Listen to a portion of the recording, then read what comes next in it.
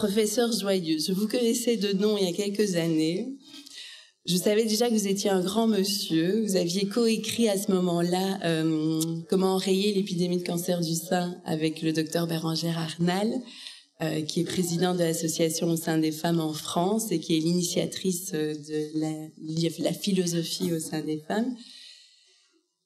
Je savais que vous aviez un CV impressionnant. Il y a quelques années, je vous ai vu à Uccle et je suis tombée tout à fait sous le charme de votre élégance de cœur. Vraiment. Votre message investi est un message engagé, d'une précision, plein d'humour. Votre générosité fait tout à fait écho à notre cause. Donc c'est formidable que vous soyez là ce soir, c'est un grand honneur.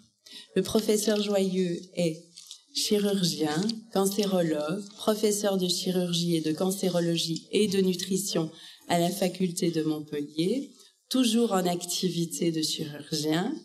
Il est président de l'association Famille de France et c'est un auteur prolixe. Je ne vais pas vous citer tous les ouvrages, vous pourrez les découvrir par vous-même, mais je vous propose de l'accueillir maintenant.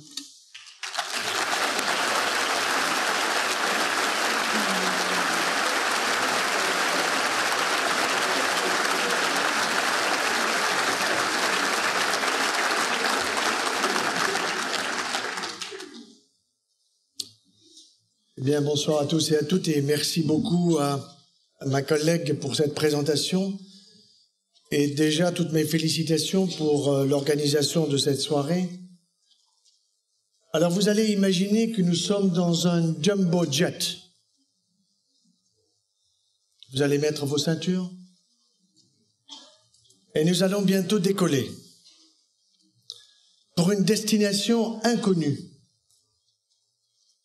Dans 2 heures, nous atterrirons, mais attention, il y aura des turbulences.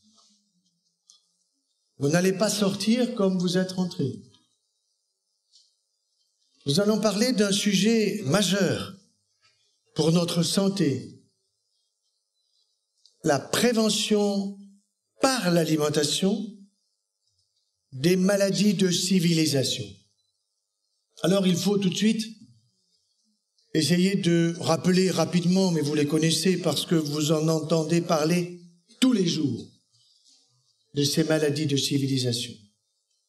Je suis chirurgien cancérologue et déjà, nous sommes noyés de patients atteints de cancer. Et chaque fois que je vois un homme ou une femme que je dois opérer, que je dois soigner, que je dois suivre, chaque fois, je me dis, si cette personne avait été informée correctement, il, elle, ne serait pas là. Et c'est vrai aussi pour les autres maladies de civilisation en dehors du cancer, que sont le diabète de type 2, 10 milliards d'euros par an en France, 10 milliards d'euros. Parce que nous ne mangeons pas bien, nous bouffons. Le surpoids. Je ne dirai plus jamais obésité, c'est discourtois. Mais toutes les femmes savent le petit nombre de kilos qu'ils ont en trop. Il n'y a pas besoin de les peser, elles le savent. Parfois, elles en mettent un peu plus. Coûte 10 milliards d'euros par an en France. Le cancer, 14 milliards. Et puis, il y a les maladies auto-immunes. Alors, qu'est-ce que ça veut dire, maladies auto-immunes? Elles sont de plus en plus nombreuses, elles touchent pratiquement tous nos organes. Tout est possible. Selon notre disponibilité, je dirais, susceptibilité génétique. Il y en a qui seront plutôt atteints côté articulaire, côté vertébral. J'ai mal au dos, j'ai mal au hanche, j'ai mal au genou, j'ai mal partout. Et puis mon mari, lui, il est tout le temps fatigué. Il fait quoi votre mari? Rien. Ça c'est formidable. Il est fatigué et il fait rien. Mais je sais ce qu'il a.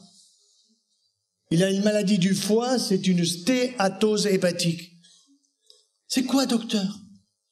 Ben, madame, votre mari a le foie gras. C'est pas une oie. Non, mais il fait mieux que les oies, parce que les oies, il faut les gaver, ça coûte cher. Et lui, quand il est fatigué, whisky, biscuit. Et il entretient tout le sucre qu'il consomme, qui va passer vers son foie, et le foie va le transformer en gras. Car la concentration de sucre sous forme de glycogène dans le foie ne dépasse pas 2 jours, maximum 3 jours. Vous pouvez jeûner 2-3 jours, c'est pas un problème. Et le gras que nous avons en réserve, il y en a pour 130 jours. Donc quand quelqu'un fait une grève de la faim, je ne m'intéresse à lui qu'à partir du 100e jour. Il y a des réserves. Et dans ces maladies auto-immunes qui touchent notre immunité, ça veut dire quoi, immunité? En France, immunité, c'est pour les députés. On fait n'importe quoi. Tandis que nous, l'immunité, le malheur, c'est que nous la connaissons mal. Et je vais vous l'expliquer en quelques mots, vous allez tout comprendre. À l'école, on nous a appris qu'on avait, à partir du cœur, du sang rouge qui, toutes les secondes, part de la tête jusqu'aux pieds. Toutes les secondes. Et dans la même seconde, le sang revient. Il faut apprendre ça aux économistes. C'est une économie fantastique. Ça marche très bien. Mais nous avons une 3e circulation. Et cette circulation, on l'appelle la circulation lymphatique. Et quand on dit de quelqu'un qu'il est lymphatique, ça veut dire quoi? Ça veut dire qu'il marche lentement, il réfléchit lentement, c'est un sage.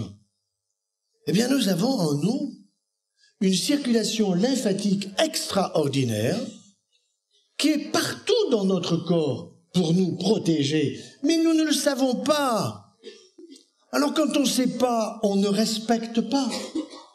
Mais ce soir, vous allez respecter parce que vous allez faire attention.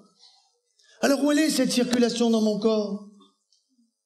Quand je suis en train d'opérer avec un jeune collaborateur, j'ai mon instrument et puis je lui dis, tu vas me décrire ce que tu vois au bout de l'instrument.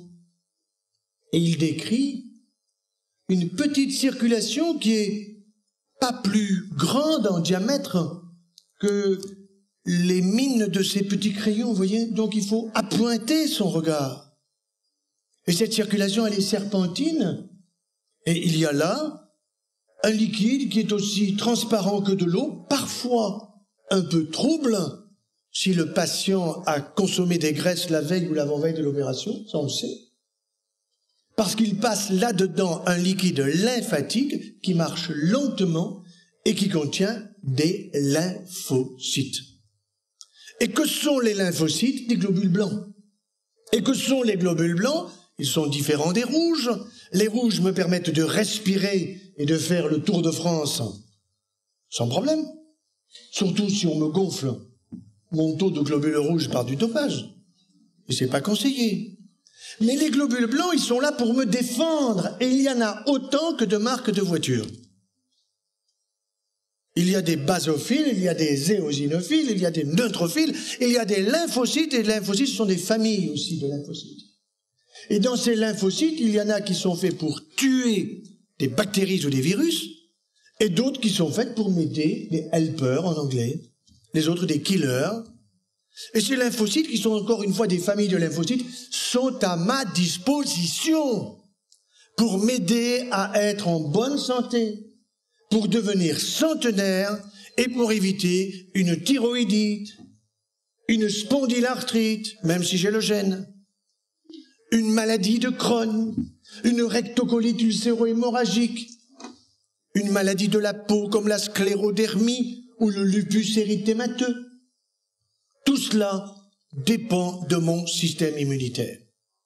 Et ces globules blancs, on les connaît d'autant mieux qu'il y a une maladie épouvantable que vous connaissez tous, qui s'appelle le sida. Je rappelle que ça veut dire syndrome d'immunodépression acquise, à l'envers acquisition d'une dépression immunitaire. Ça veut dire un système immunitaire qui est mis à bas par un tout petit virus, invisible même à des microscopes puissants, et qui pourtant est capable de détruire mon système de défense.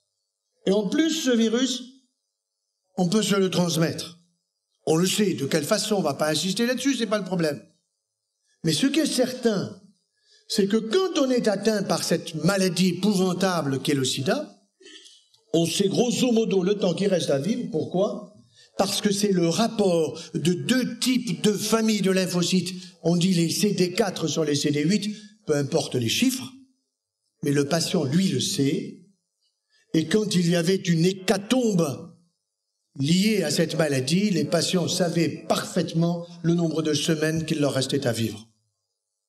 Mais aujourd'hui, la maladie sida nous a appris énormément de choses.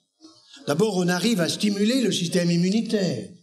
On arrive à réduire la multiplication virale. Mais si je suis en bonne santé, c'est pas ça que je cherche. Je cherche à maintenir un bon système immunitaire. Et je vais prendre un exemple extrêmement concret. Imaginez que vous avez un panari sur votre pouce droit. Vous avez fait le diagnostic. Vous n'avez pas besoin d'un médecin. Vous allez voir le toubib parce que ça fait mal. Et que vous cherchez un traitement. Et il vous dit, oui, vous avez raison, c'est un panari. Il ne va pas s'amuser à toucher parce qu'il va vous faire hurler. Il va vous examiner les selles. Il va vous examiner le coude. Il va chercher des ganglions, des nœuds lymphatiques. Et ces nœuds lymphatiques, ce sont tout simplement des entrecroisements de cette circulation lymphatique sous forme de petits ganglions qui sont là pour me protéger. Et quand le médecin trouve des ganglions dans les selles ou ici au niveau du coude, il est content parce qu'il dit « Ces ganglions protègent du staphylocoque qui est au bout du doigt, car je ne veux pas que ce staphylocoque passe dans mon sang pour créer une septicémie qui pourrait être gravissime. » Ça, c'est une maladie infectieuse. Mais si j'ai un cancer du sein, si j'ai un cancer de la prostate ou un cancer du côlon, du rectum, du poumon, qu'est-ce que va chercher le cancérologue? L'atteinte ganglionnaire. Il cherche l'atteinte ganglionnaire parce qu'il a peur que le ganglion soit dépassé par la maladie. Et l'on sait bien que lorsque on enlève une tumeur où qu'elle soit, sur un organe primitif, tumeur primaire, on va chercher dans la région l'état ganglionnaire pour savoir s'il y a une atteinte. Et s'il y a une atteinte, eh bien, évidemment, les traitements vont être plus lourds. Parce que le diagnostic est plus tardif. Parce que certainement, on a de mauvaises habitudes alimentaires. Et que ces mauvaises habitudes alimentaires, nous allons les retrouver dans notre corps, partout et d'abord, au niveau du tissu gras. J'ai déjà parlé du foie gras. Mais quand vous avez gavé votre foie pour en faire du gras, et que vous êtes épuisé, eh bien vous allez continuer à stocker le gras, les femmes dans les seins, les hommes dans le bassin. Ça s'écrit pas pareil. Et pour les femmes, il faut que vous sachiez, mesdames, que le tissu gras, il est cancérigène. Et ça veut dire que vous n'avez pas intérêt à garder du surpoids en vous. Vous devez faire attention d'une part à votre alimentation, nous allons y venir, et d'autre part à la gestion de votre corps. N'oubliez pas que vous avez deux pattes, pas pour marcher, tous les bipèdes marchent. Ah docteur, moi je vais au boulot à pied. Oui, comme tout le monde. Ah non, les autres ils y vont en bagnole. Mais c'est pas parce que vous allez au travail à pied que vous avez une activité physique. Pour avoir une activité physique qui peut faire fondre le gras que vous avez en trop, il faut se bouger. Et il faut transpirer. Pourquoi transpirer? Parce que figurez-vous qu'on a cherché les pesticides, insecticides et toutes les cochonneries de toute l'agriculture conventionnelle, de toute notre société qui est quand même relativement toxique. Mais moi, ça me gêne pas. Parce que je sais comment éliminer tout ça. On a cherché ces pesticides, insecticides et autres dans tous nos organes, dans le cerveau, dans le foie, dans les reins, dans les surrénales, dans l'intestin. On les a trouvés là où on aurait dû les chercher tout de suite. Pourquoi? Parce que tous ces produits, pesticides, insecticides et autres, ils sont lipophiles. Ça veut dire quoi? Lipo, le gras, philein en grec, ils aiment le gras. Donc ils se stockent dans mon gras. Et mon gras, il est dans mon foie peut-être, mais il est aussi, comme je l'ai dit, sein bassin et sous la peau. Or, quand vous avez du surpoids. Et quand vous avez le désir justement de rejeter ces pesticides, insecticides qui sont cancérigènes et qui sont délétères pour votre système immunitaire, eh bien, pour les faire sortir de vous, il faut transpirer. Et pour transpirer, il faut se bouger, il faut cavaler, il faut faire la marche nordique, il faut faire du tennis, ça m'est égal ce que vous voulez. Moi, je préfère le vélo, chacun son sport, mais il faut se bouger et transpirer 2 fois par semaine, minimum 30 minutes chaque fois. C'est pas bien compliqué. Nous perdons tant de temps devant un écran de télévision qui nous apprend que des conneries et qui en plus est un magnifique facteur pour l'Alzheimer. Magnifique. Quand je demande dans les amphithéâtres qui connaît un Alzheimer, tout le monde lève la main. Qui veut un Alzheimer, tout le monde baisse la main. Mais je vous aiderai à avoir un Alzheimer. Comme ça, vous saurez bien comment pas l'avoir. C'est intéressant. Alors, dans ces maladies de civilisation, la nutrition va jouer un rôle capital, puisqu'on le sait par exemple pour le cancer. L'Académie de médecine dit 48% des cancers sont liés à de mauvaises habitudes alimentaires. Bon, 48 c'est 50, ça veut dire un cas sur 2. Et les autres, c'est quoi? Alors on va vous dire, ben oui, le cancer du col de l'utérus, c'est pas l'alimentation. Sauf que le cancer du col de l'utérus, s'il est lié à un virus que l'on se passe par infection sexuellement transmissible, il y a aussi le fait que le virus va pouvoir se mettre sur le col de l'utérus dans la mesure où vous avez un système immunitaire qui va pas bien. Si vous avez un bon système immunitaire, vous allez rejeter, il n'y a pas de souci. Seulement si vous êtes fatigué, épuisé, si en plus la psychologie arrive là-dessus et nous sommes dans une civilisation de gens stressés, angoissés, on entend tout le temps des catastrophes. On n'a pas le temps d'être philosophe que poum, il vous retombe une catastrophe qui arrive par les médias et la radio et la télé, etc. Donc, il va falloir que nous regardions ce que nous mangeons. Pas pour faire un régime, je vous dis tout de suite. Je ne vais pas vous proposer un régime parce que je sais que si je vous propose un régime, ça va tenir 3 jours. Je vais vous proposer miam, miam, miam. Mangez mieux et meilleur.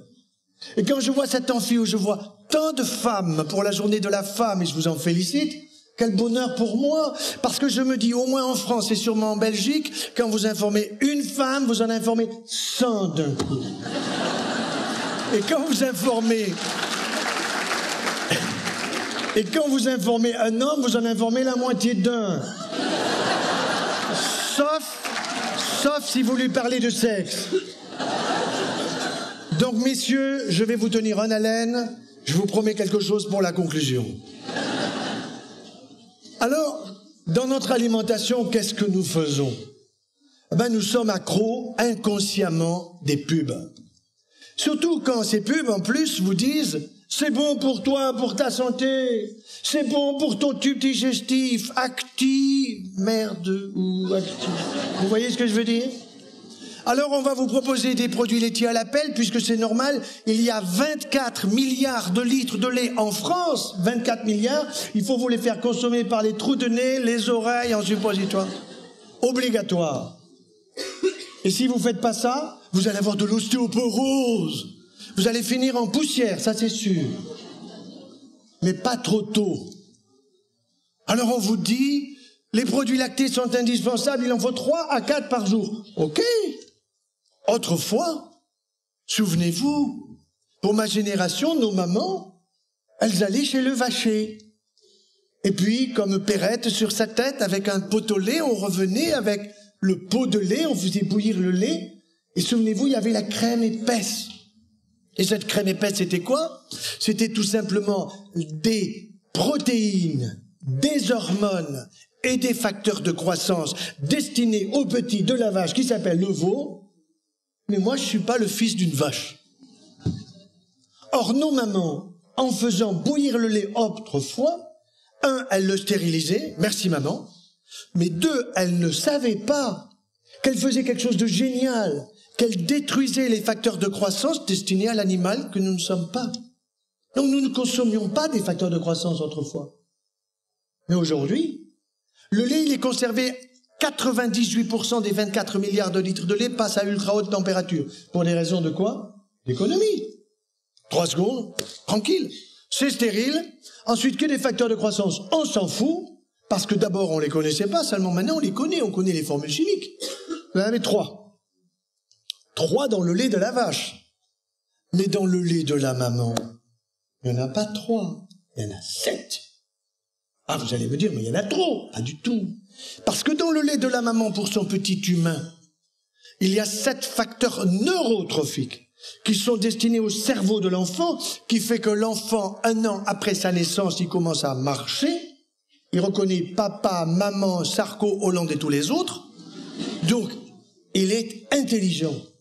Et ces facteurs de croissance, dans le lait maternel, évidemment, que tous ceux qui font les laits maternisés, avancés et tout ça, ils veulent pas vous le dire.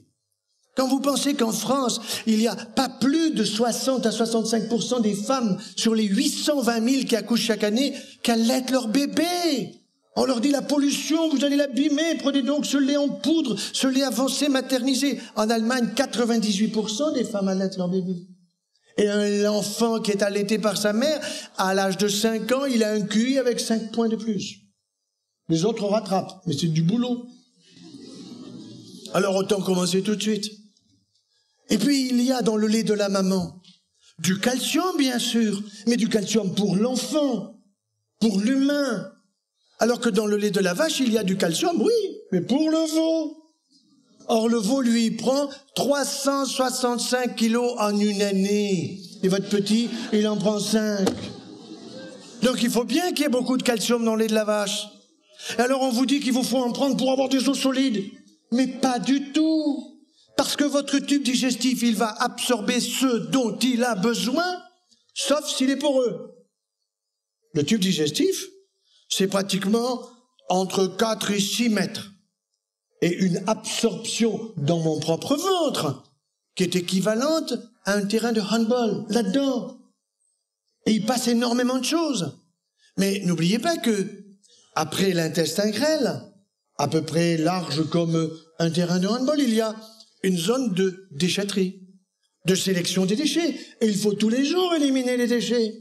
Mais s'il y a des déchets qui passent la barrière intestinale parce qu'il y a de la porosité intestinale, où ils vont ces déchets? Ils vont pas là où ils doivent aller. Bon, dans mon foie, dans mon citron, dans mes articulations, dans mes muscles. Alors j'ai une fibromyalgie. Alors j'ai des douleurs articulaires. Alors je vais faire une maladie auto-immune au niveau de la thyroïde, et ma thyroïde, il faut que je prenne des hormones parce qu'elle fonctionne pas bien. Et surtout parce que le labo est très content que vous ayez un problème à la thyroïde, hein. Il est ravi. Et tous les labos sont ravis que vous ayez besoin d'eux pour dormir, pour supporter le voisin. Que vous ayez besoin aussi d'hormones pour la ménopause, soi-disant pour rajeunir, alors que c'est sûr que vous avez une démence plus rapide. Avec le traitement hormonal substitutif et 30% de plus de cancer du sein. Ça, ils vous le disent pas.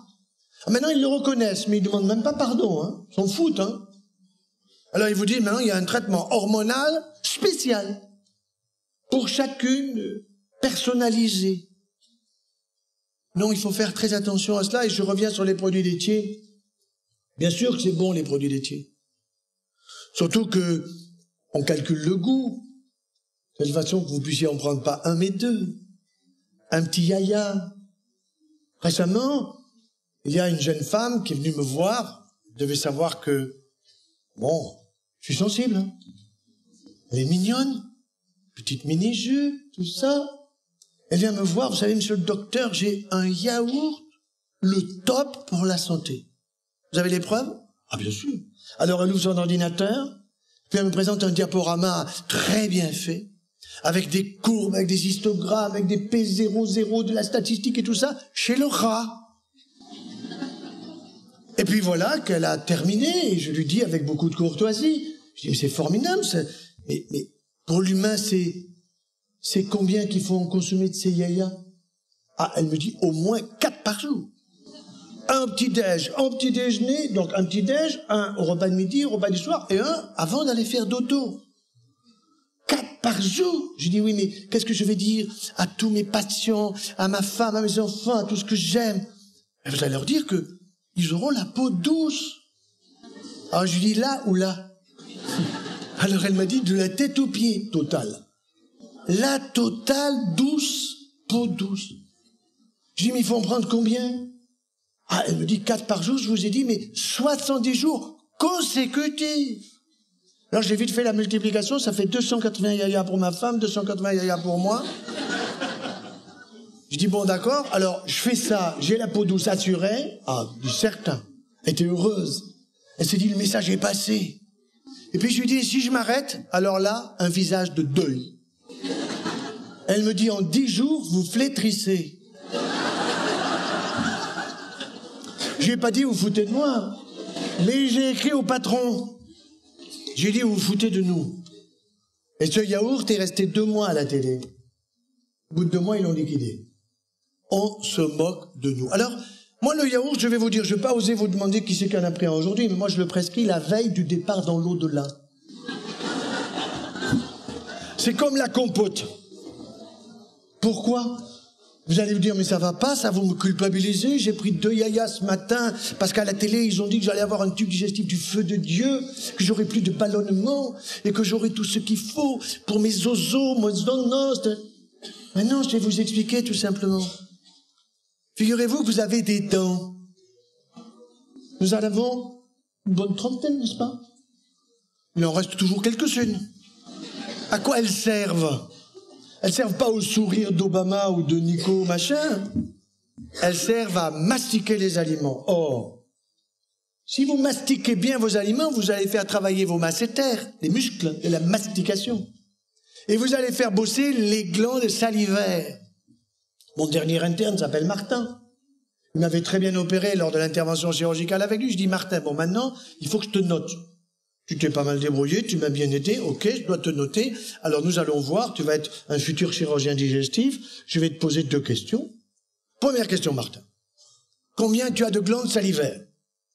Alors là, je vois qu'à travers son masque, il a des yeux qui cherchent. Alors il me dit beaucoup. Je dis, Martin, enfin tu es scientifique, mon vieux, tu me sors pas beaucoup. Je veux un chiffre. Allez, vas-y, il me sort 4, tu as 0. Mon vieux, tu as 2 trous de nez, c'est sûr. Tu as 2 oreilles, 2 yeux, mais tu as 6 glandes salivaires, 2 parotides, 2 sous-maxillaires et 2 sublinguales. Et tu savais pas ça encore?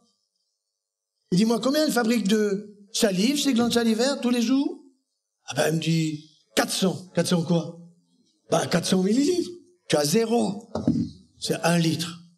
Si tu mastiques. Si nous mastiquons bien, nous allons fabriquer notre litre de salive. Et la salive, c'est pas de la flotte. Vitel ou Evian. La salive, c'est un produit fabuleux qui contient des enzymes du goût, parce que figurez-vous que vous avez un palais qui n'est pas le palais de la reine d'Angleterre. C'est un palais des saveurs. Vous avez mangé en Angleterre déjà? Ça vous est arrivé là-bas? Non, mais ils n'ont pas de palais, ces gens-là. C'est pas possible. Aux États-Unis, c'est la même chose. Mais ici, les Belges, ils ont un palais. Et les Français aussi. Et le palais des saveurs, c'est quelque chose d'absolument fabuleux. Et on a découvert, simplement en l'an 2000, vous voyez, il y a à peine 10 ans, encore des nouveaux enzymes du goût. Du goût. Et ça veut dire que quand vous avez quelque chose que vous mettez dans votre palais des saveurs, c'est pour que s'il est solide, ce quelque chose que vous mettez, il devienne liquide. Mais comme on nous prend pour tous pour des feignants, et qu'on veut nous faire consommer des choses liquides, alors qu'il faut que nous consommions des choses solides, eh bien évidemment, on nous trompe et on nous propose les acti-machins, tous les produits laitiers sous forme liquide. Alors qu'il faut les mastiquer, ça veut dire fromage, chèvre, brebis. Pourquoi chèvre et brebis? Parce que la chèvre et la brebis, ce sont des petits animaux. Bien sûr que le lait de la chèvre ou de la brebis passe aussi à ultra haute température. Bien sûr qu'il a des facteurs de croissance, je vais dire lesquels. Mais c'est des petits animaux, pour des petites articulations plus petites que les miennes, et pas pour les hanches d'un veau, ou les genoux d'un veau. Alors quels sont ces facteurs de croissance? J'ai dit chez la maman, il y en a 7, ils sont pour le citron. Et chez le veau, il y en a 3. Il y en a un qui s'appelle épidermal growth factor, facteur de croissance de l'épiderme. Vous entendez l'épiderme, la peau. Et la peau d'un veau, c'est pas tellement tout. Hein. C'est fait pour la carcasse périphérique, si vous voulez, de l'animal. Et puis le deuxième, il s'appelle Transforming Growth Factor. Ça veut dire qu'il transforme les muscles, les tendons, les articulations, le squelette de l'animal, qui est un squelette fort, bien sûr. Et le troisième, c'est Insulin Growth Factor, facteur de croissance insulinique. Insuline, vous entendez pancréas, vous entendez diabète. Oui, il aide à la construction de l'intérieur du tube digestif, de tout le tube digestif de l'animal, et de tout son système génital aussi. Récemment, je voyais un homme qui avait un problème à la prostate. Alors je dis, monsieur, vous savez quel est le volume normal d'une prostate d'un homme? Il me dit non. Ben, je lui dis, c'est 30 cm3. Il me dit, oui, mais moi j'ai 90. Et puis je dis, oui, mais monsieur, vous êtes vétérinaire, alors quel est le volume d'une prostate de veau? Elle me dit, je sais pas. Il me dit, je suis à la retraite. Bon. Eh ben, je lui dis, monsieur, celui du veau, la prostate de veau, c'est 90 à 100. Il me dit, mais j'ai une prostate de veau? Je dis, non, mais vous avez tout fait pour l'avoir sans le savoir. C'est pas votre faute. C'est pas votre faute. C'est pas votre faute parce que vous avez été un gros consommateur de ces produits laitiers avec des facteurs de croissance qui vous ont construit, tout simplement, qui vous ont stimulé. Parce qu'au-delà même des facteurs de croissance, il y a aussi tous les éléments hormonaux. Il faut savoir qu'une vache, quand elle a mis bas son petit, on va pas le nourrir. Le lait, il est pour nous. Et puis, pratiquement, dans les 2 mois qui suivent, on lui amène une seringue. C'est pas sympa, hein.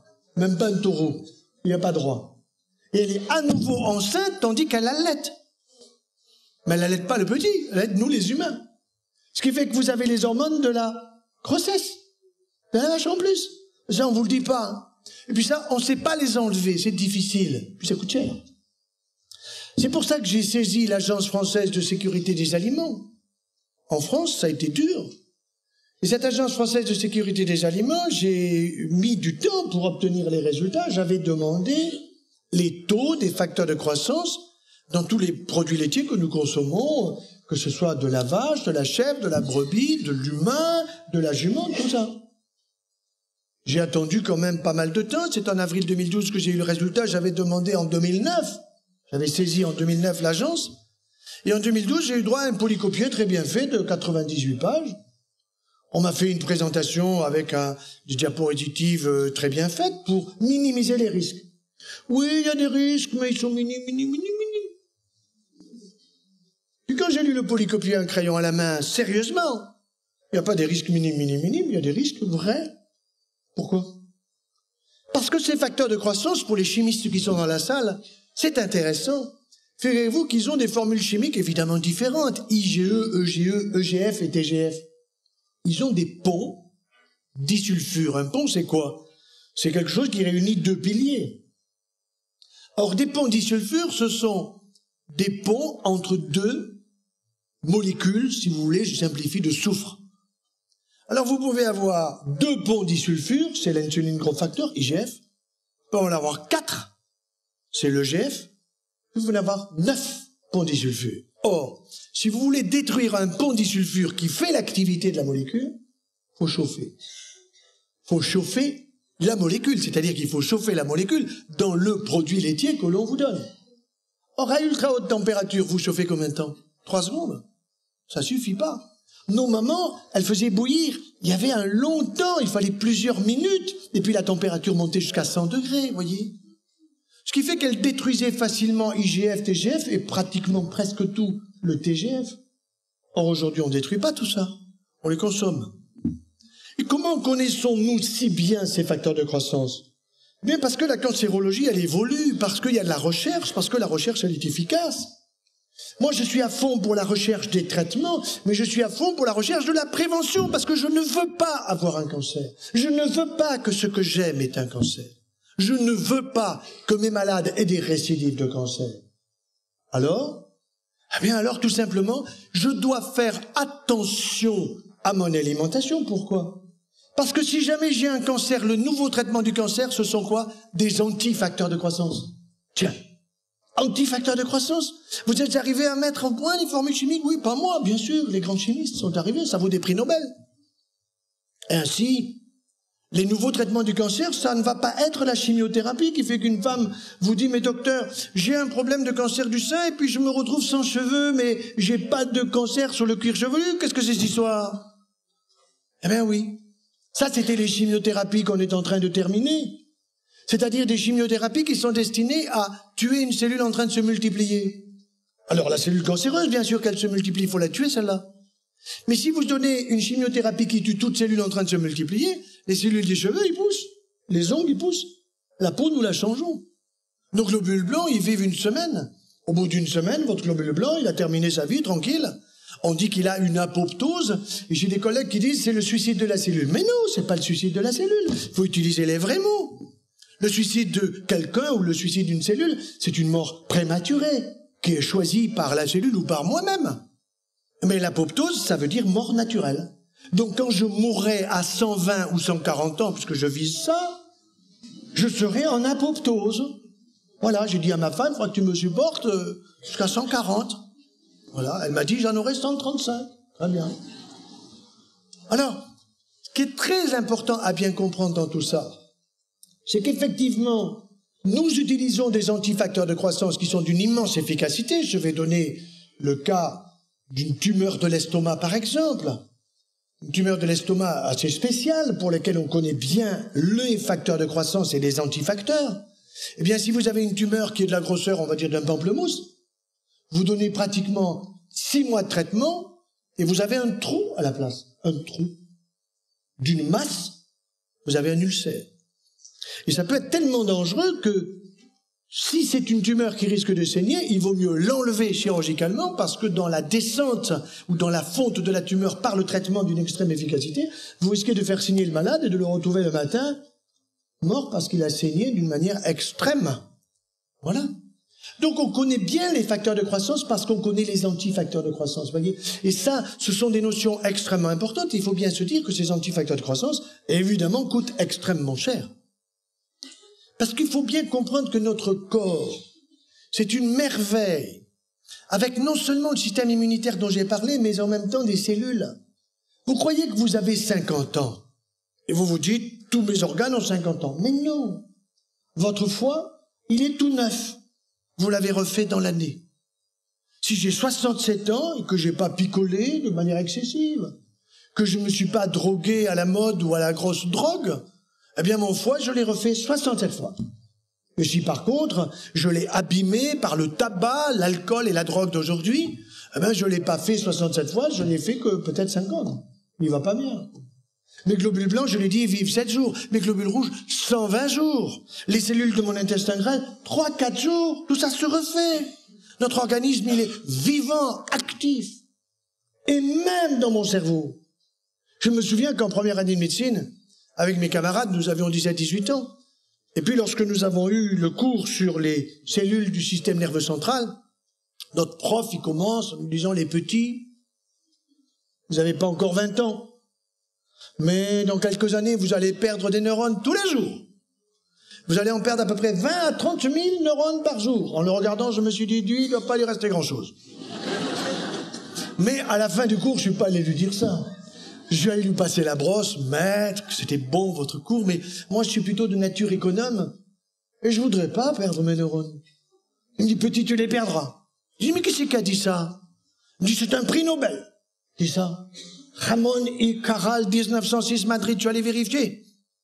Eh ben, Ramón y Cajal, aujourd'hui, à la faculté de médecine de Louvain-la-Neuve, il serait collé. Il s'est trompé.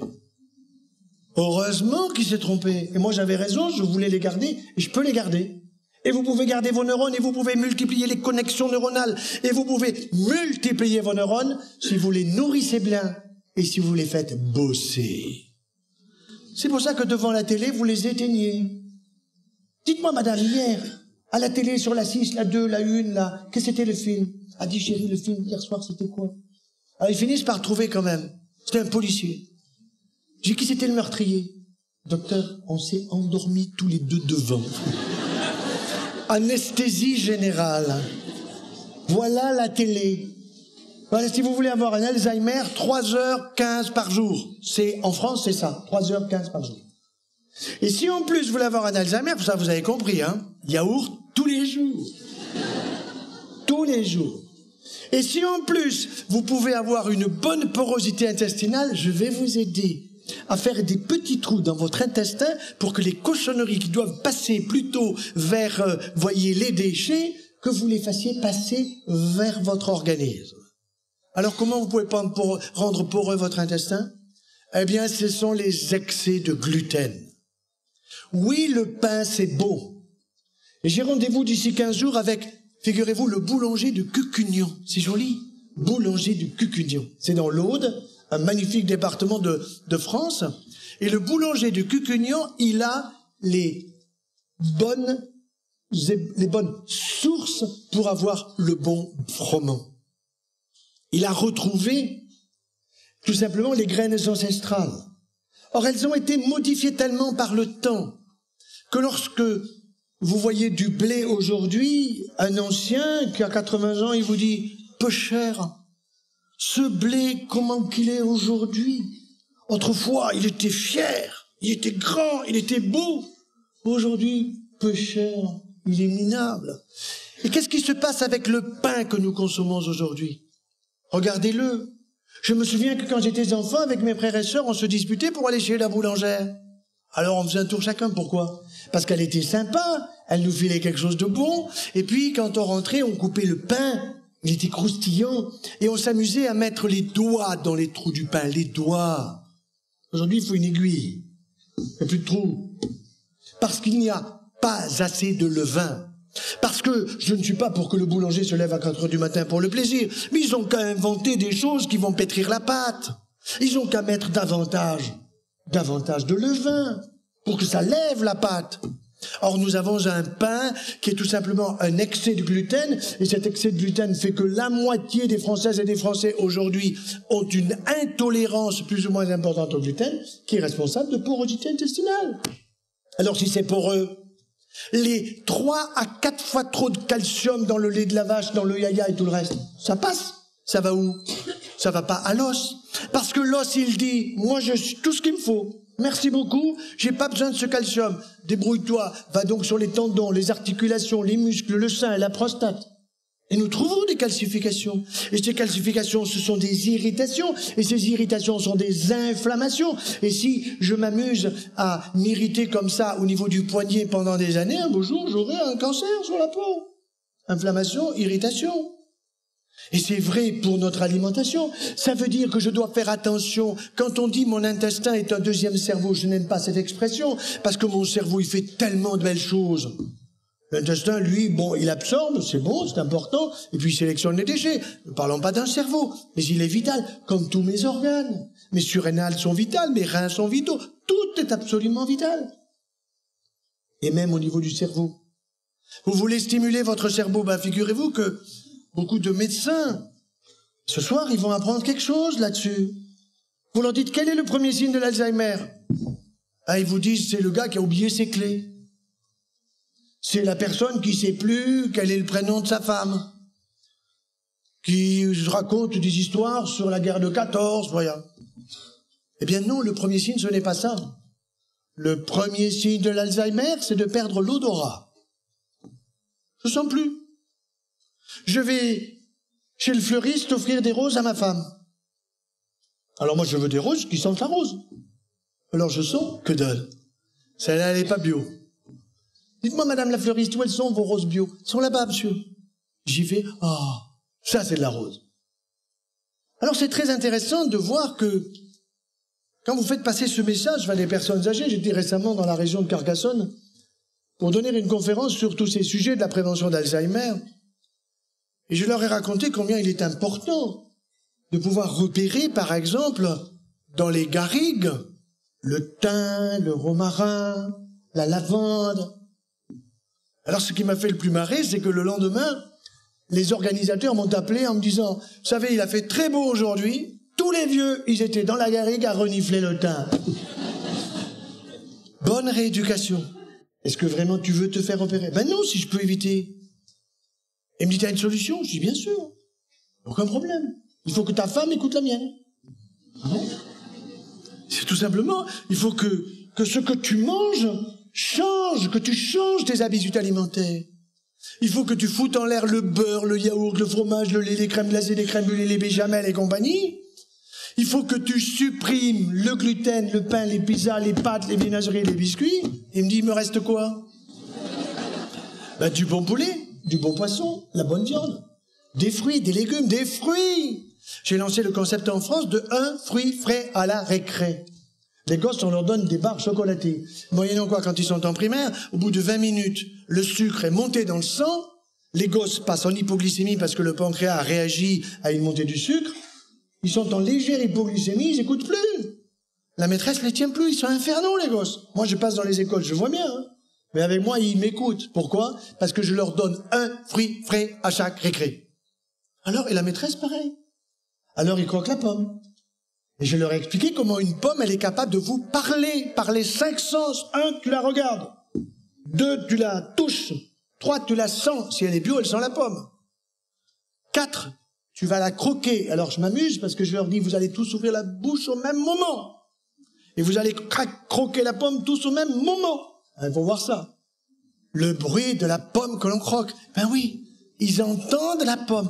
Donc, tous nos sens, ils sont faits pour notre bonheur. Mais c'est quand même curieux qu'on vous oblige à aller au McDo pour manger de la viande qui a été mâchée par quelqu'un d'autre avant vous. Ça, vous allez vous en souvenir, hein. Laissez donc aller au McDo une fois dans votre vie avec vos enfants pour leur montrer que vous êtes dans le coup. Mais ça suffit. Je me souviens quand j'ai invité mon fils aîné au McDo, il me dit, papa, mais tu m'invites au McDo? Je dis, mais mon fils, je t'aime tellement que s'il faut bouffer les frites avec les pieds, je les mangeais avec les pieds. Mais il faut laisser tout ça. Il faut faire attention à ce que l'on consomme. Donc des fruits, il faut en manger 4 à 6 par jour, et si possible bio et de proximité. J'aime bien les Polonais, mais laissez les pommes de Pologne aux Polonais. J'aime bien le miel bio, mais celui des Chinois, il est pour les Chinois. Moi, je veux du miel bio de la région dans laquelle je suis. Vous voyez? Alors, j'ai écrit un bouquin sur les abeilles et le chirurgien. Et je suis effaré de voir si vous voulez, l'intérêt qui est porté par la population, parce que les gens ont compris que c'est vrai que l'abeille, c'est la sentinelle de l'environnement. C'est vrai qu'avant, c'était un canari, et que lorsque le canari, eh bien, il était au fond de la mine, et qu'il commençait à piquer du nez, on disait, attention, ça va péter, vite, vite, remontez. Ben, aujourd'hui, ce sont les abeilles, qui sont les environnementes. Si vous voulez, le test environnemental d'aujourd'hui, c'est l'abeille. Or, attention, avec les pesticides et insecticides, toutes ces saloperies, on les tue, alors qu'elles peuvent nous faire tant de bien. Le miel, la propolis, la gelée royale, même le venin peut être utile. Il y a une émission que vous verrez, je crois que ça s'appelle Matière Grise, c'est ça? Eh bien, vous allez me voir à Matière Grise prochainement.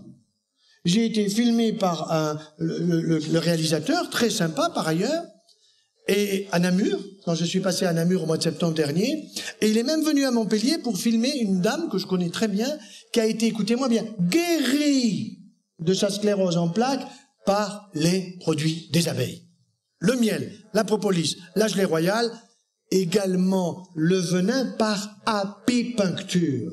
C'est de l'acupuncture, si vous voulez, mais avec de l'apipuncture, c'est-à-dire que si elle n'a pas d'allergie au venin, il faut le vérifier avant, bien sûr, eh bien vous piquez dans la zone correspondant au déficit du bras ou de la jambe et vous stimulez le système nerveux. Bien sûr qu'il ne faut pas faire ça après 15 ans d'évolution d'une sclérose en plaques. Il faut le faire tout de suite, dès que le diagnostic est porté. Et quand j'ai vu cette femme, je ne l'ai pas cru, donc j'ai fait faire immédiatement une IRM pour vérifier l'état de la stabilité de sa sclérose en plaques. Effectivement, les plaques étaient neutralisées. Et je lui dis, il faut écrire. Elle me dit, mais j'ai fait un petit polycope. Envoyez-moi le polycope. J'ai vu le polycope, j'ai dit, vous allez faire un livre. Il faut témoigner auprès des autres que c'est votre sclérose en plaques. Il ne faut pas dire, on guérit la sclérose en plaques. Par cette façon-là. Mais il faut dire votre témoignage. Et cette femme a témoigné, vous la verrez dans Matière Grise prochainement, et j'explique tous les produits utiles des abeilles. Et comment moi j'ai connu tout ça? Oh, c'est intéressant. Je devais avoir 25-26 ans, j'étais jeune chirurgien au Maroc en coopération.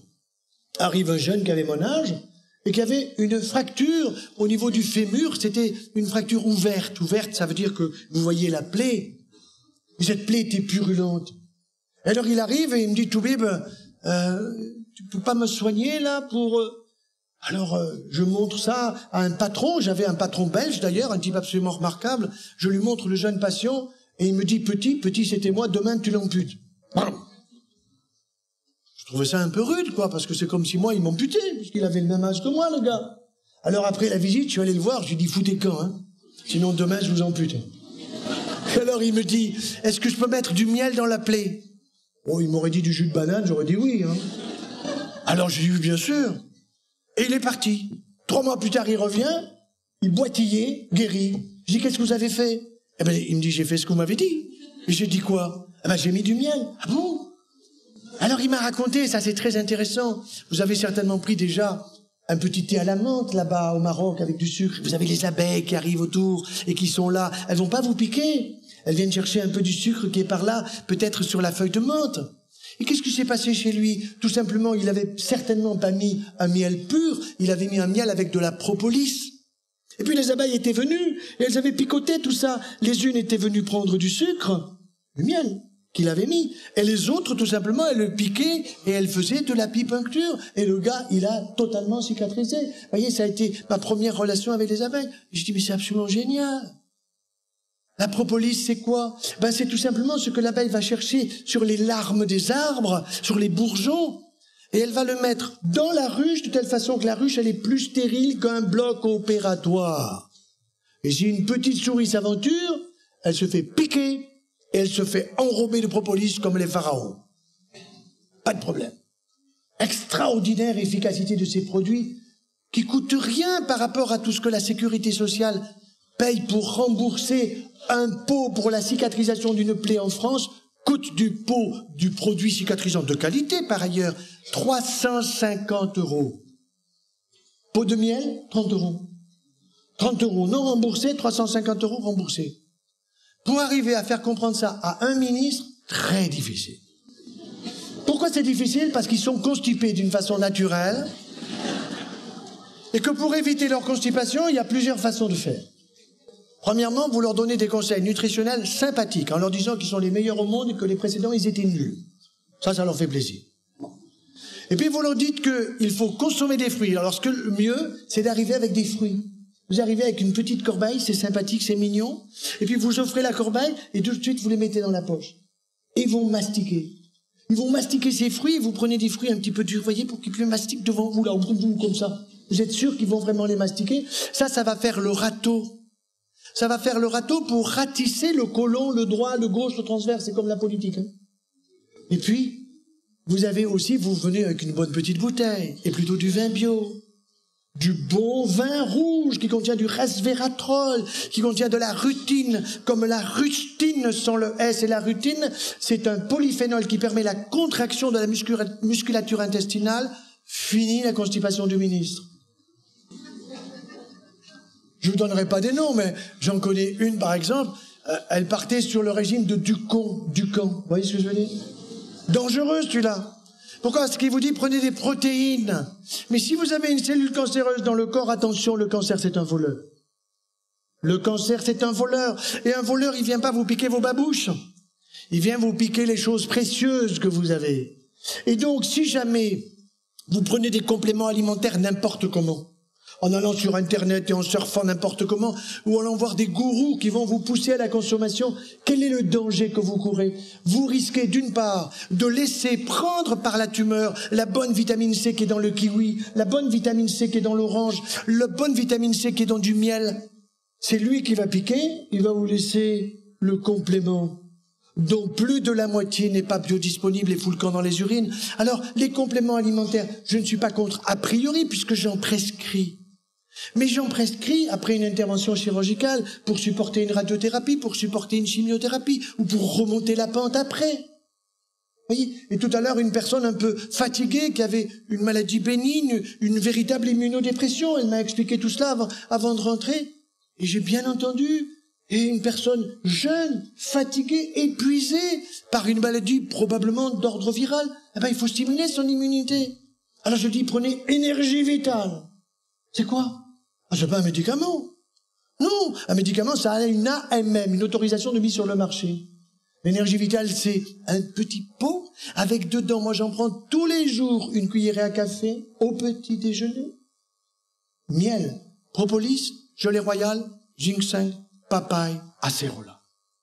Une cuillerée à café tous les matins, depuis le 15 octobre jusqu'à la fin de l'hiver, donc je vais bientôt m'arrêter, mais après tout c'est tellement bon que voilà. Alors je prends énergie vitale, et ça, vous pouvez le trouver tout simplement chez l'apiculteur, lequel apiculteur n'est pas simplement un apiculteur, mais un apithérapeute. Un apithérapeute, et si vous avez une petite plaie sur le doigt, je me souviens, il n'y a pas très longtemps, ma femme s'est coupée, j'ai dit, tu vois, ça, normalement, il faudrait mettre 3 points. Elle me dit, pas question. Alors j'en étais sûr, je lui dis, tu vas faire quoi? Elle me dit, je vais mettre du miel et de la propolis. 2 jours après, on enlève le pansement, c'est gagné.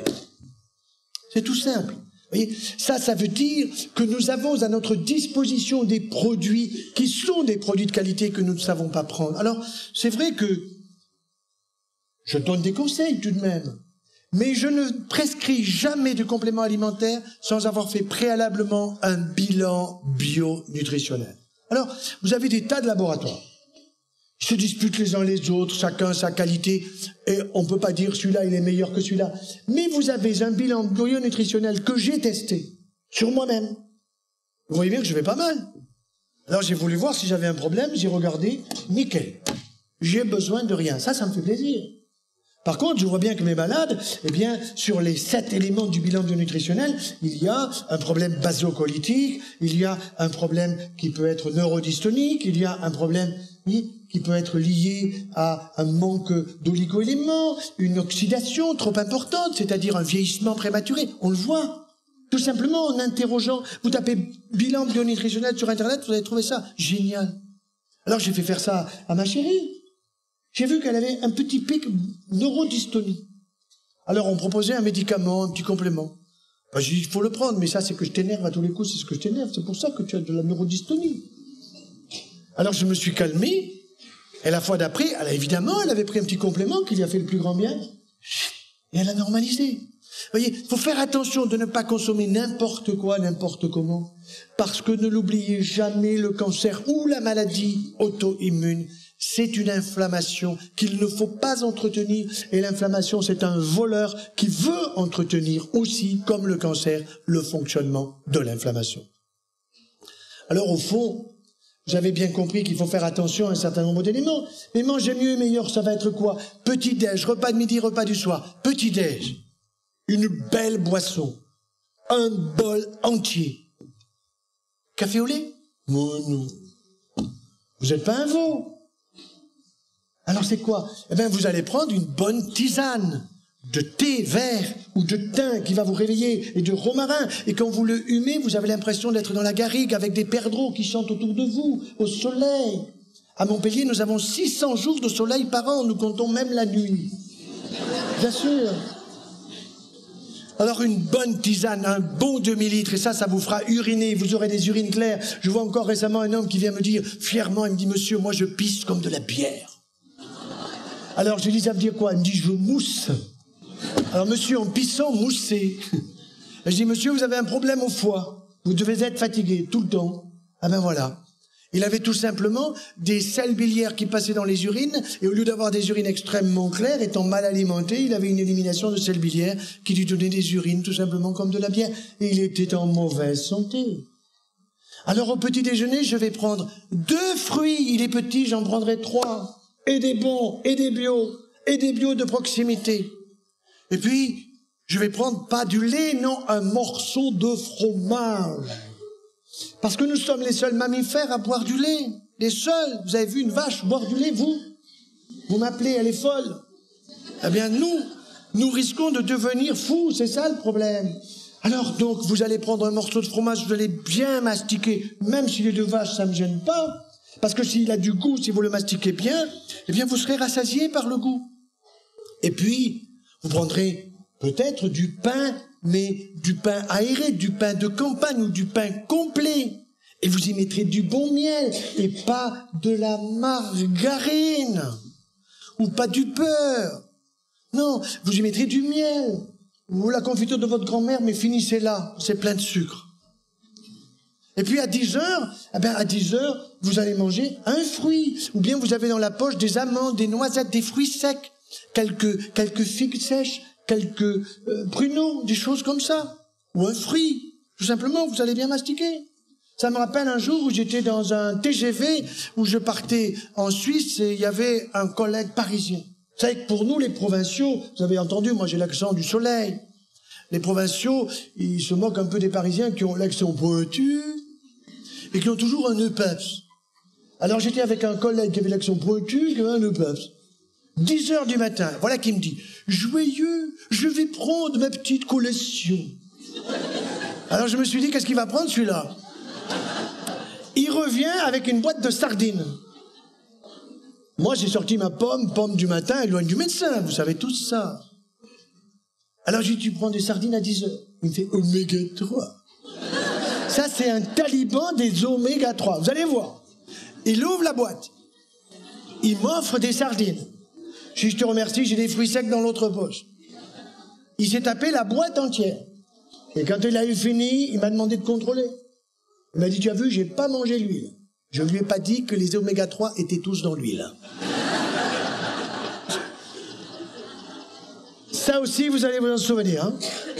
Ça veut dire que ces oméga 3, vous n'avez pas besoin d'aller chez le médecin, sauf quand vous êtes fatigué, que vous ne pouvez pas remonter la pente, tout ça. Bien sûr que là, on va vous aider. Et d'ailleurs, le bilan bionutritionnel va vous aider. Vous allez vous en rendre compte très facilement. Et pendant 2-3 mois, vous allez faire une petite cure et vous allez remonter la pente. Il n'y a pas de souci. Donc, nous allons arriver maintenant au repas de midi. Et au repas de midi, comme au repas du soir, il faut une salade avec du vert, du rouge, un peu de blanc, des amandes, des noisettes, des choses que je mastiquais. Et pas que je vais avaler à toute pompe, de façon à ce que je goûte vraiment ce que je suis en train de manger, qui a du goût, d'autant plus que c'est bio. Parce que c'est vrai que le bio, lorsqu'il est labellisé, lorsqu'il est de mon coin, c'est du vrai. Alors que j'ai bien confiance dans les figues de Turquie, mais les figues de Turquie bio, voilà, vous voyez, moi je préfère celles qui sont proches de chez moi, voilà. Donc, repas de midi, une bonne salade et puis un plat de résistance. Alors, oui, bien sûr, il y aura une viande rouge par semaine, une, pas tous les jours. Ah, mais docteur, le soir, je prends qu'une tranche de jambon. C'est pas vrai, il en prend 2. Mais il me dit une pour me faire plaisir. Je sais comment ça marche. Bon. Non, le jambon, non. Laissez-le au cochon. Il en a besoin pour courir. Vous n'avez pas besoin d'en prendre. Parce que vous allez prendre tout simplement peut-être un bon charolais, un bon steak, avec peut-être du riz complet, avec des choses qui seront cuites à la vapeur douce. Attention, si vous avez la cocotte minute, vous la mettez au plafond à ma grand-mère chérie, 1884. Si vous avez un four à micro-ondes, celui-là aussi, vous pouvez le vendre. Hein. Très dangereux. Je me souviens d'une dame qui se pointe et qui me dit, vous savez, docteur, moi, j'ai mon mari pour la fête des mères, qu'est-ce qu'il m'aime? Il m'a offert un cuivapeur, docteur, à 3 étages.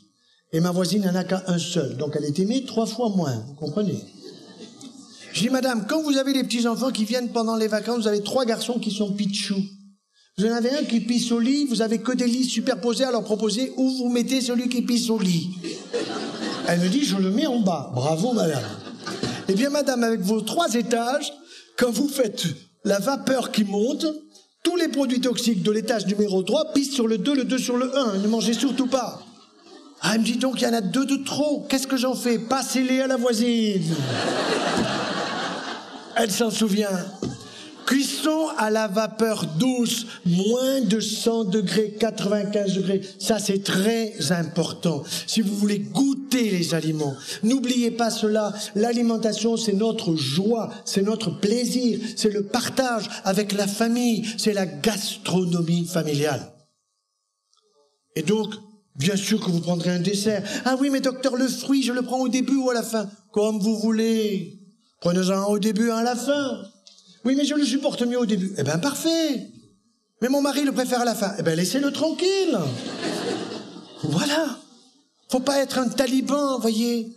Donc ça aussi, c'est très important. Et puis, un petit café. Et avec dedans un petit morceau de chocolat. Pas du sucre Saint-Louis. Laissez-le à Saint-Louis, celui-là. Prenez plutôt soit un sucre roux ou un sucre intégral, ou alors la petite feuille de stevia. Et le mieux, moi j'ai trouvé, c'est Oméga Choco. Alors Oméga Choco, ça c'est génial. Vous prenez un demi-carré, voyez, attention, je ne vous oblige pas à manger beaucoup. Prenez un demi-carré d'Oméga Choco et vous mettez ça entre la joue et la gencive. Et vous laissez faire. Vous fermez les yeux. Et vous avez votre palais des saveurs envahi par le chocolat. Et si vous êtes fumeur, vous n'avez pas besoin d'une cigarette, ça vous dit rien. Et si vous êtes un picoleur, vous n'avez pas besoin d'un verre de vin de plus, parce que c'est le bonheur. Et cet oméga 3, cet oméga choco, oméga choco, vous avez effectivement de l'huile de lin qui donne le côté oméga et le côté chocolat, qui est du chocolat noir, bien évidemment, excellent pour la santé, que vous allez supporter merveilleusement. Vous trouvez ça sur Internet. Je dis pas d'en manger beaucoup, puisque je vous ai dit un demi-carré. Vous risquez pas de prendre 1 gramme avec ça. Et puis, vous allez prendre un petit 4 heures. Alors, c'est pas la Madeleine de Proust, ça c'est du sucre. À 4 heures, vous allez prendre encore un fruit, pas un yaya. Et quand le gosse rentre de l'école, il est interdit d'aller dans le frigidaire pour aller piquer des produits laitiers. Vous avez une belle corbeille de fruits à la maison, avec des fruits de toutes les couleurs et de saison, et des fruits secs, et le gosse, il a le droit d'en prendre quand il veut. Pas besoin de demander la permission. C'est ça qu'il faut faire passer. Ah oui, mais docteur, ma petite de 6 ans, elle aime pas les fruits. Ah, très bien, madame. Je vais vous aider. Comment fais-je faire? Eh bien, vous avez bien une vieille assiette à la maison de votre arrière-grand-mère du temps de Napoléon III. Vous voyez où elle est, cette assiette? Oui. Vous allez la sortir, vous allez en mettre la poussière, et vous allez même en prendre 2. Et vous allez mettre dans l'assiette un visage que vous allez dessiner avec des fruits. Une moustache avec une demi-banane. Vous mettrez des morceaux de pommes pour faire les pommettes. Vous mettrez des morceaux de raisin ou des cerises en fonction de la saison pour faire les yeux et vous allez faire « Tiens, ma chérie, voilà ton repas. » Ben, j'aime pas. Très bien, ma chérie. Tiens, tu as un verre d'eau et tu vas au dodo. Le lendemain matin, vous le sortez. Il y avait des 2 assiettes. Seulement, il y en a une où vous avez arrosé de citron. Vous allez apprendre quelque chose. Et l'autre, vous l'avez pas arrosé de citron. Le lendemain matin, vous sortez les 2 assiettes. Regarde, ma chérie. Là, tu vois, la pomme, elle est devenue grise. Elle s'est oxydée. Elle a vieilli plus vite que l'autre parce que l'autre, tu vois, je l'ai arrosé de citron. Et ça, tu aimes pas? Ben moi, je vais me régaler à ta place. C'est tout, c'est ton repas. Maman, j'ai faim. Très bien, ma chérie. C'est ça pour toi ou rien? Alors on me dit, vous êtes dur. Mais non, je l'aime, l'enfant. Je l'aime tellement qu'au bout de 3 jours, croyez-moi, il va demander à manger. Là, c'est sûr. Et il va appeler son grand-père pour lui dire, je te prie de manger des fruits. Voilà. Ça, c'est sûr, il faut parfois leur imposer. Or, les publicités sont destinées à quoi? À nous rendre consommateurs. Vous comprenez? Et surtout à la fermer. Alors nous sommes des consommateurs, finalement on nous rend stupides. Mais c'est là que je suis content quand il y a du monde comme ce soir. Pourquoi? Parce que ça va passer les messages. Vous allez faire attention à votre alimentation. Je suis pas en train de vous dire c'est interdit de, c'est ceci, c'est cela. Non, mangez mieux et meilleur. Mastiquez bien. Il y a un proverbe en allemand, je ne saurais pas le dire en allemand, qui dit que pour goûter un aliment, il faut le mastiquer 37 fois. Faites 10. Au bout de 10, ne l'avalez pas. Moi, je fais ça maintenant. Au bout de 10, j'avale pas. Je me dis, quel goût ça a? Allez, 5 de plus. Tiens, c'est curieux. Il y a davantage de salive, c'est plus liquide. Il faut que le produit solide devienne liquide. Et là, vous avez davantage de goût. Donc, à 4 heures, le 16 heures, c'est pas la madeleine, ça sera un fruit, ça sera des fruits secs. Ça sera quelque chose de bon, encore une fois. Et puis, le repas du soir, toujours une soupe. Mais une soupe, pas le sachet, là, où vous avez soupe de poisson, parce qu'il y a une photo. Non, il faut une soupe que vous agrémentez avec ce qu'on appelait autrefois les restes. Il y a des choses à manger. Bonne soupe de poisson, une soupe de légumes. Pas la peine de le passer puisque vous avez des dents. Donc vous mettez des morceaux dans votre soupe et vous me mastiquez ça bien comme il faut. Et puis ensuite une bonne salade de toutes les couleurs. Et la tranche de jambon, vous n'avez pas besoin. Ça suffit. Vous finissez par un bon fruit, et puis une tisane, vous écoutez Mozart, je sais pas quoi, vous regardez un bon film. Non, le mieux, vous écrivez sur Skype à vos petits-enfants. Mais la télé, danger. Et donc, vous avez intérêt à apprendre des choses. Et je vois, par exemple, pendant les vacances, quand je suis avec mes petits-enfants, je suis avec Augustin ou Guillemette, alors je leur dis, voilà, je vais vous apprendre une fable de La Fontaine. Comment ça connaître? Allez, répétez après moi. Un riche laboureur sentant sa mort prochaine. Et ils se disent, le vieux, il n'est pas si con que ça, il apprend encore. Et oui, très important de stimuler notre cerveau. très important de travailler pour faire que les neurones, nous puissions les multiplier et augmenter la zone de l'hippocampe. J'ai une de mes petites filles, Guillaumette, qui a beaucoup de mémoire, et il y a un an, je lui parlais de l'hippocampe, je lui dis, tu sais, tu es en train de mettre tout ça dans ton hippocampe. Et puis un an plus tard, je la vois, elle me dit, tu sais, papy, j'ai rempli mon hippocampe. Extraordinaire. Mais oui, mais ça, c'est des choses essentielles qu'on ne nous dit pas. Vous comprenez, par exemple, à la télé, après 20h30, vous avez Darty. Qu'est-ce que vous en avez à foutre de Darty? Mais rien du tout. Alors que moi, je vois tout simplement quelqu'un qui pourrait passer un petit message de santé en 60 secondes, comme le mime Marceau. Souvenez-vous, le mime Marceau, lui, avec simplement ses yeux, ses oreilles, il bougeait ses doigts de main, de pied. Vous compreniez tout ce qu'il disait. Sans un mot, on pourrait faire passer tellement de messages. Alors maintenant, je vais terminer de façon à ce qu'on ait un temps quand même pour les questions. Je voudrais terminer par 2 phrases qui m'ont toujours impressionné. 500 ans avant Jésus-Christ, Hippocrate, le père de la médecine, et surtout, c'est le père de notre médecine à nous, Montpellier, parce qu'on dit qu'à Montpellier, nous avons une médecine hippocratique, qui consiste à examiner le patient, à parler avec lui, à s'asseoir à la consultation. Vous voyez, ça c'est imposé. Dans nos consultations, nous sommes assis. Voilà. Certes, on a un ordinateur, mais il est sur le côté. Et on a le malade qui est en face, et on parle avec lui. Et on n'a pas à nous chronométrer le temps de la consultation. Non, on a le temps. Alors quand quelqu'un me dit, docteur, vous avez combien de temps? L'éternité devant moi. C'est comme ça qu'ils sont le plus rapides. Si vous dites j'ai 3 minutes, ils sont paumés les gens. Si vous dites l'éternité devant moi, ils sont contents. Voilà. Et ça, c'est extrêmement important de bien comprendre, oui, cette phrase, que votre aliment soit votre médicament. 500 ans avant Jésus-Christ. Et puis un autre, Jean Rostand, le célèbre biologiste, qui disait « Vaut mieux un bon menu qu'une ordonnance ». Vaut mieux un bon menu qu'une ordonnance. Et je puis vous dire que je préférerais avoir de moins en moins de patients et que la seule solution pour que nous en ayons de moins en moins, c'est que nous mangions mieux et meilleur. Ce n'est pas si difficile. Ça demande parfois d'être coaché, comme on dit, d'être assisté, d'être aidé, parce que vous ne pouvez pas changer en 5 minutes des choses qui sont des habitudes alimentaires qui datent de dizaines et de dizaines d'années, mais c'est toujours possible de changer, surtout quand en plus on se sent mieux et qu'on met sa santé davantage au service des autres. Je vous remercie.